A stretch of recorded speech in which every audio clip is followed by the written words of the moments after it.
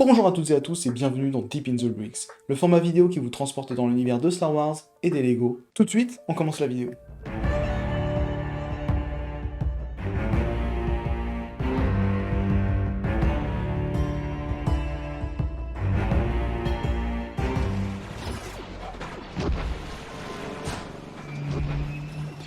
Voyageons dans la galaxie et arrêtons-nous du côté de la planète de Rotana. C'est ici que l'ingénierie lourde de Rotana a conçu l'invité du jour. Je vous le disais dans une vidéo précédente, mais l'ingénierie lourde de Rotana est une filiale des chantiers navals de Kuat. Oui, je vous l'avais dit que c'était une méga corporation. Donc aujourd'hui, on va voir le RTTT. Mais quoi est-ce donc que ces lettres balancées comme un vieux plat de choucroute maison? Le RTTT désigne le renfort tactique tout-terrain, aussi appelé ATTE en anglais. Et d'ailleurs, il y a des chances que j'utilise plutôt la dénomination anglaise parce que RTTT, c'est quand même moins joli que ATTE. Donc l'ATTE a été utilisé pendant la République, durant la guerre des clones, et un petit peu pendant l'Empire Galactique aussi. Alors je suis désolé pour ceux qui ne suivent pas, mais j'ai balancé quelques gros mots. Il y a des gens sur YouTube qui sont mieux expliqués ces périodes que moi, mais globalement, la République s'est effondrée pour laisser place à un Empire Galactique à la fin de la guerre des clones. Et ça, c'est notre bon petit chancelier Palpatine qui le dit, c'est pas moi. Pour garantir la sécurité dans la continuité et la stabilité, la République sera bientôt réorganisée et deviendra la première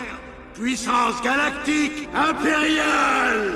Bon, après ça, il y a une sacrée guerre de 3 ans qui a duré, et avec comme déclencheur, la bataille de Geonosis. Et ça, on va en reparler pour nos engins du jour. En tout cas, l'armée des clones, dont on a vu le modèle génétique dans la vidéo précédente du Slave One, Jango Fett, avait besoin d'armes, que ce soit offensives, défensives, sur Terre comme dans les airs. Et c'est l'ingénierie lourde de Rotana qui s'est occupée de ça pour eux.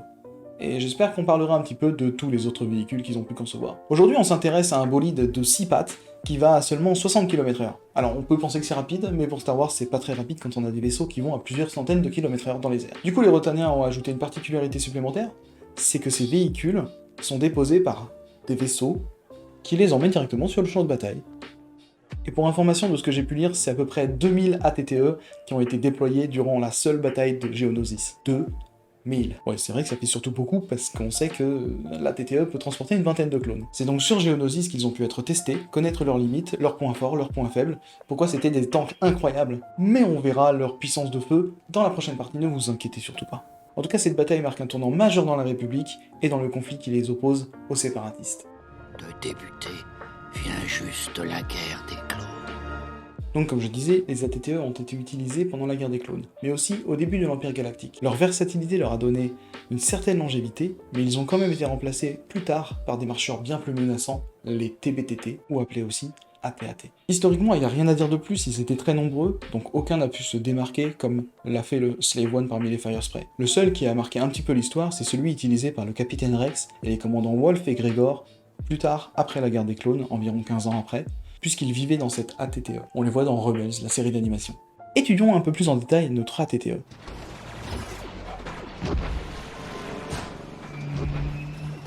Notre gros insecte mécanique est un magnifique hexapode blindé. Il n'est pas là non plus pour enfiler des perles, puisqu'il va pouvoir enfoncer les défenses ennemies avec ses 13 mètres de long, 5,70 m de large et de haut, mais aussi un attirail offensif assez incroyable. Puisqu'il s'agit de 6 tourelles de canon laser, 4 à l'avant, 2 à l'arrière. Vous croyez que c'est tout? Non, il reste encore un gros canon sur le toit de la TTE, canon à projectile lourd. Ce canon a la capacité de transpercer n'importe quel blindage. Nous allons donc avoir en permanence sur la TTE un pilote et un observateur qui va guider les 5 canonniers.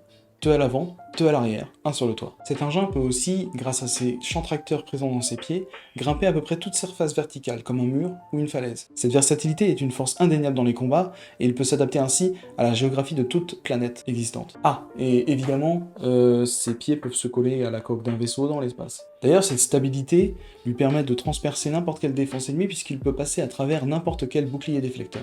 Ce que ne sont pas capables, les vaisseaux volants par exemple. Faisons d'ailleurs un aparté sur les boucliers dans Star Wars. Il en existe 2 types, mais qu'on appelle généralement des boucliers déflecteurs.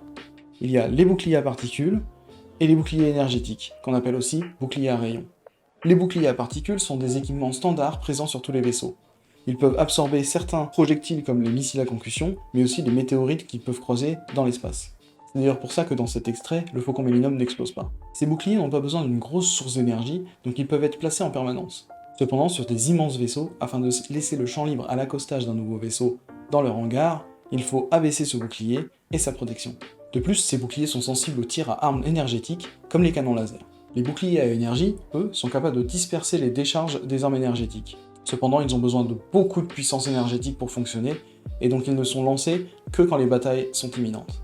L'un comme l'autre ne sont pas infinis non plus, et trop de décharges absorbées font surchauffer le projecteur et couper le bouclier. On ne voit pas toujours ce que représente un bouclier dans Star Wars, mais voici le bouclier des Gungans et le bouclier des droïdes de Kaz, par exemple. Il est donc possible pour la TTE de transpercer ces boucliers puisque sa vitesse est suffisamment lente pour ne pas être bloqué.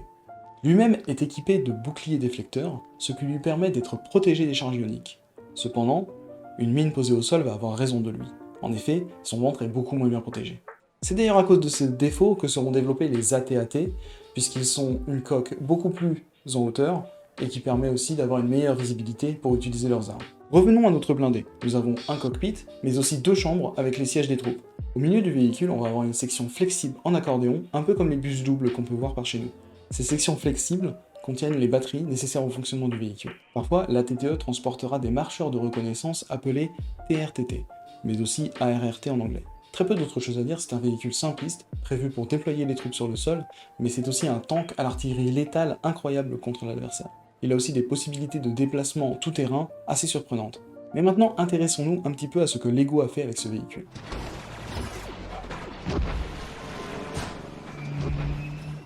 LEGO n'a pas sorti pléthore de modèles sur ce véhicule, mais sa conception étant assez simpliste, on va retrouver beaucoup de similitudes dans les différents modèles.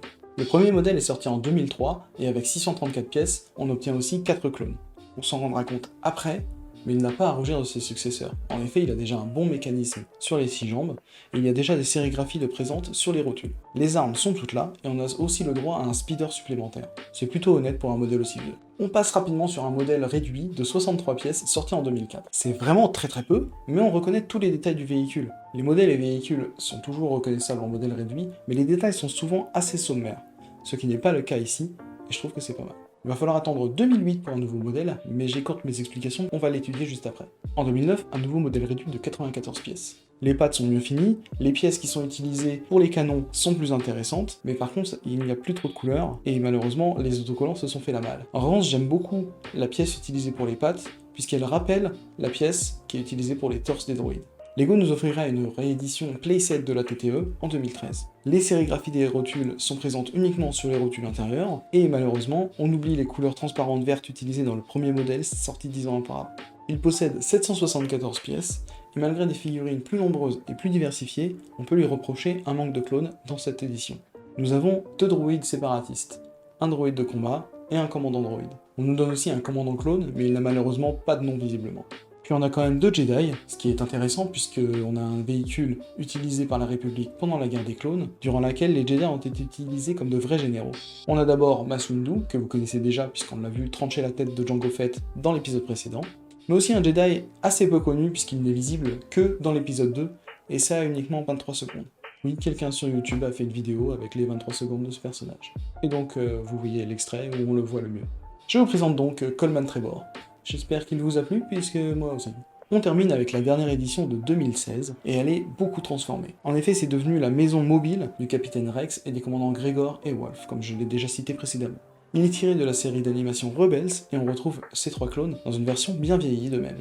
La figurine en a aussi un inquisiteur qui est chargé de traquer et tuer à peu près tout ce qui reste de l'ordre Jedi après l'exécution de l'ordre 66. J'espère pouvoir vous parler un jour de ce passage tragique de l'histoire, mais pas aujourd'hui. Enfin, on a aussi un Stormtrooper qui doit visiblement être perdu puisque je ne sais pas ce qu'il fout là.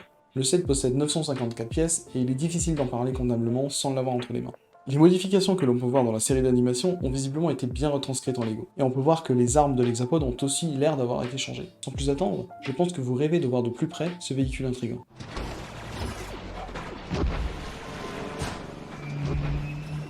Avant de parler de d'autres insectes robotisés, on peut voir que le droïde est déjà présent sur un STAB.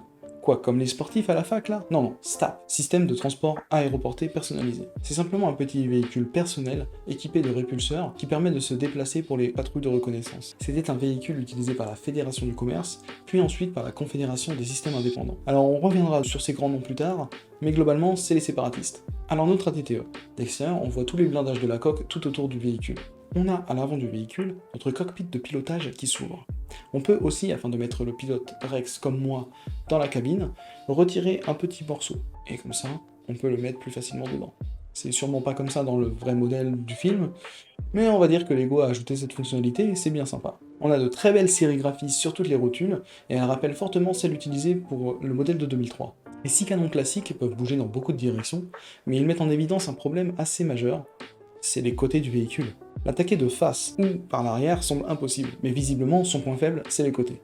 Si l'on arrive suffisamment rapidement sur les côtés et suffisamment proche, le canon à projectile lourd ne pourra pas être utilisé, et cela sans risquer d'abîmer le véhicule en lui-même en utilisant le canon. Un autre gros défaut du set, c'est les pattes, puisqu'elles sont difficilement maniables, et dès qu'on veut bouger les rotules des pattes extérieures, les pattes intérieures se retrouvent un peu en lévitation, et donc ne servent à rien. C'est dommage, mais il y a sûrement une explication logique dans le développement du set qui empêche cette manipulation. Ensuite, on sait qu'on a un peu d'intérieur dans la TTE. Malheureusement, quand on ouvre la coque arrière, on se retrouve avec 4 malheureux sièges qui donnent pas vraiment l'impression qu'on peut mettre beaucoup de clones dans ce véhicule. Il y a aussi accès à des armes. Bon, il y en a 2 pour 4 sièges, donc j'imagine que certains vont devoir un petit peu faire de la boxe. Ensuite, au milieu, on devait avoir une sorte de section flexible en accordéon. C'est pas du tout le cas ici. Et à l'avant, on se retrouve avec 2 sièges, parce que visiblement, faire la même chose qu'à l'arrière, c'était un petit peu compliqué. Alors dans mon cas, on voit les figurines Ahsoka et Anakin, avec une autre petite figurine qui s'appelle Rota. Alors vous allez me dire, qui est Rota ? Vous connaissez Jabba le Hutt ? C'est son fils. Puis j'ai oublié de vous dire, mais ce set étant basé sur la série d'animation Clone Wars, il est évident que les visages des figurines rappellent un petit peu les designs utilisés dans cette série. J'ai aussi derrière, en véritable bordel, tous les éléments accessoires pour le Capitaine Rex. On a déjà fait le tour, si vite, et pourtant j'ai l'impression d'avoir beaucoup parlé. On va pouvoir conclure cette vidéo.